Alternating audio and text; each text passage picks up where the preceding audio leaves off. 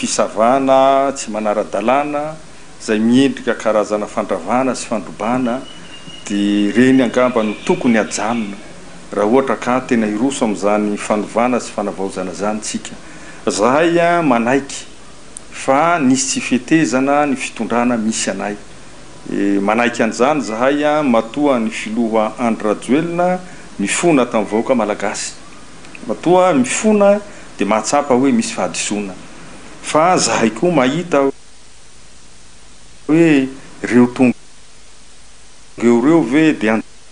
anjely avokoa tsy nanam-pahadisoana tamin'izay nataony teo aloha ho an'izay efa nitantana nanana ny fahadisoany ny rehetra. Ka raha ohatra ka zay zany no atao eto amin'ny firenena zay tonga dia tsy izay fanavaozana fanovana milafiny ahatsaratsara koa ny fitantanana sy ny fitondrana ve no atao fa lasa karazana hoe vazancy politika foana no iainana eto amin'ny firenena dia za mahita hoe tsy tsara zany satria androany mety anao no eo ampitso mety ho anao fa tsisy mahalalakory ane ny fitondran'Andriamanitra ny tsirairay sy ny fahefana ny afaka ampitso koa tsy fantatsika dia heveriko hoe tsisy tombony ary tsy zany no tokony atao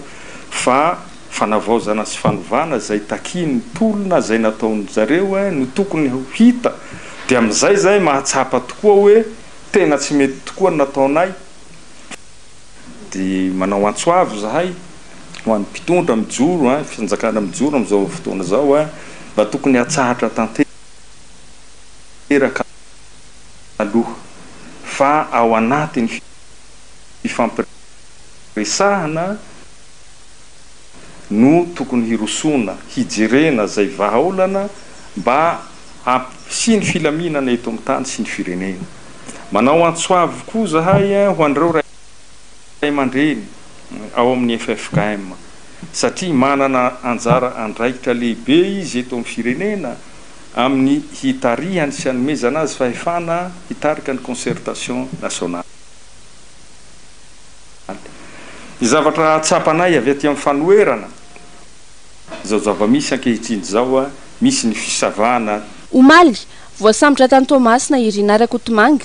maro ireo raharaha voalaza fa anenjehana azy tahaka ny raharaha Madagascar Airlines, ny SMMCC sy ny maro hafa. Ny farany herinandro teo ihany koa moa no nanaovana fisavana ny tramon'ny ben'ny tanàna teo aloha noho ny raharaha SMGD. Vaovao koa moa zany efa manomboka miparitaka hatramin'ny Malihariva tamin'ny alina hatramin'ny marainio dia le fisamborana n'ilay Andriamatory na Rakotomanga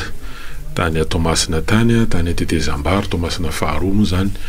nisamborana azy dia nanao tatitra ofisialy ny fisiny zany teo anivon'ny ministeran'ny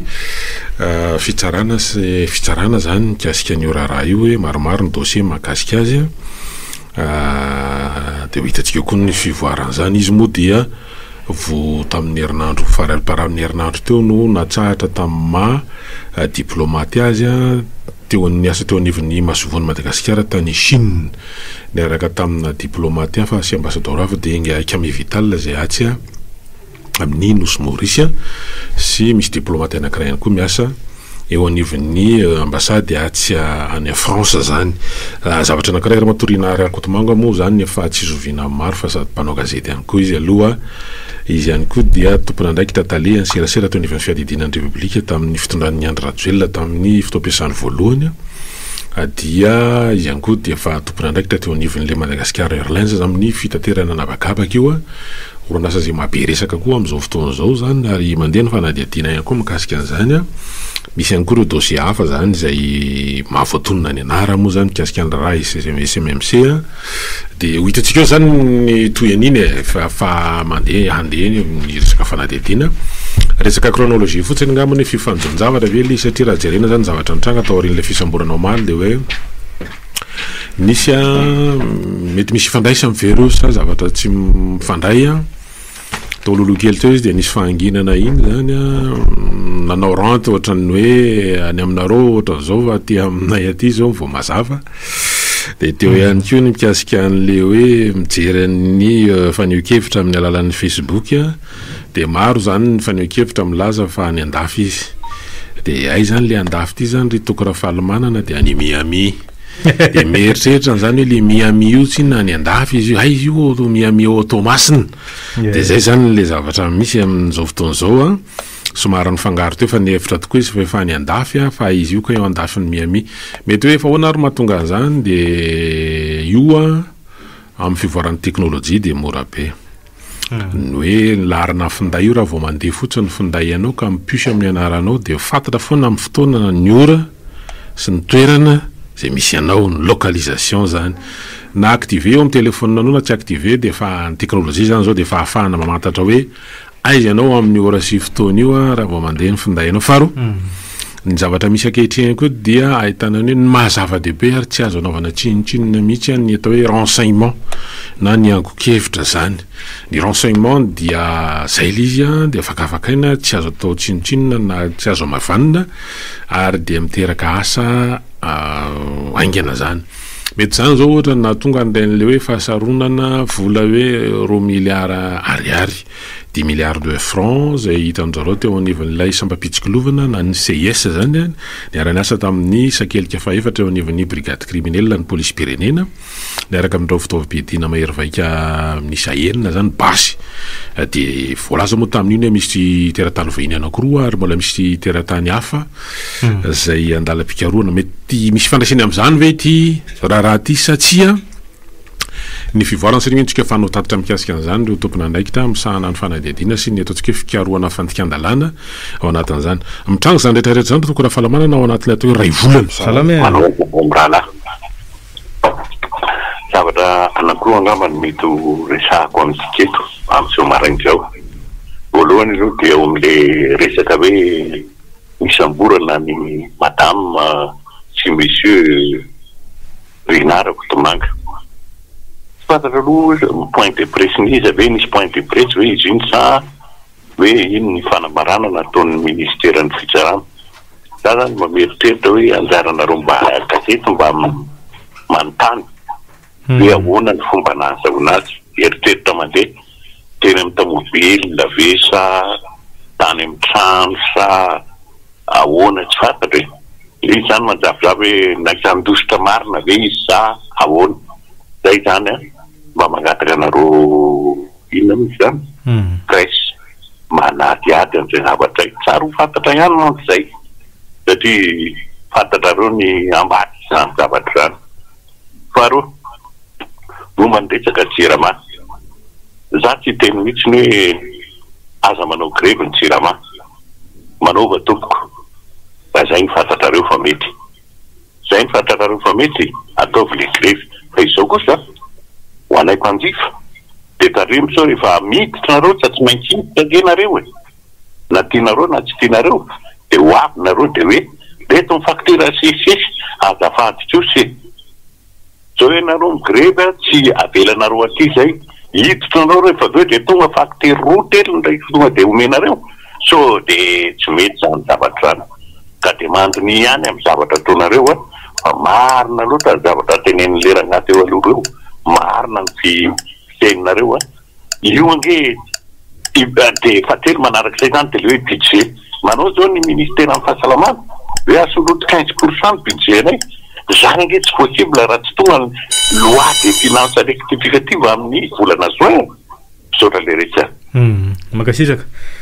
ka zay le izy hoe ny amin'ny lafindray zany ny zo syndikaly normal sy hoe afaka manao an'izay fa zay tiany namatsika zay hoe mila fifampitsonjovana sao sanatrendrova tokoa hoe mandeha zany ny grevy tsy misy asa mandeha ny facture tsisy manatitra tsisy asa mandeha de aveo ny vahoaka ao anatin'ilay fa hoe fahasahiranana ankehitriny a no tapohana ao anatin'ny facture roa na telo sosina na efatra sosina ao miarabary de toy izay ka aveo ao miaraba tokoa salame miaraba tiandray ao mitoko radio sy mitiany ento ombako manana daholo ny resaka ny resa mena mananiditra teo aloha teo hoe irahatsika malala fa ao anatin'ny tena hoe aiza mipito isika raha hoe zay ny lazako azy tena marify tanteraka Madagasikara amin'izao kanefa kosa nefany a mahita ny tena fa misy fiazana ataon'ilay mpitondra tsy mitoraka voninkazo ny tena sanatiny zany a fa tena hoe mijery miasa mangina zay aloha de efa tsy itovizany a tamin'ny fitondrazana izy teo ray volany zay fa raha tsika mahita hoe misy nyezaka ataon'ny mpitondra mikasika an'le grevy majinijinika zay mandeha ankehitriny a araka ny teny namatika teoloha teo a tsy manmetiny ammetiny hoe mitaky daholo itika rehetrarehetra fa mba ataovy kosa raha nga le logika ino koa mitaky amin'ny zavatra tsy misy araka ny teny namana teo hoe loi rectificative amin'ny 2026 juin 2026 vao misy zany fa maninona za zao nahita le faneo-kevitra tamin'ny anamanjery tamin'ny maly mikasika ministera fahasalamana efa manaiky zao le ministre efa ampiresaka de eo olona efa samy olo dehibe le nareo e eo nareo de mamaly botolo fotsiny hoe tsy mila zao tsy mila zao alohan'ny tamin'ny ministera ty zay nampiantranareo azy zany e mba mifandiniana nareo a de manatona natabatra boribory fa vonona ireo olona ireo a ny ifampiresaka aminareo ary araky ny tenin'ny président hoe vonona ifampiresaka aminareo a ny gouvernemanta zay aloha ny anjarako fa miverina raha mbola miteneniko eo aveo makasitraka dito ie ny zavatra tsy maintsy tandremana ihany keo ry hitako raha fahalamanana de hoe tsy tokony otage iny volazan'le otage amin'ny teny diasy atotakalinay tsy tokony atotakalinay satria le hoe zay nametraka anao teo de tsy maintsy anaraka ny baikona hoe tsindry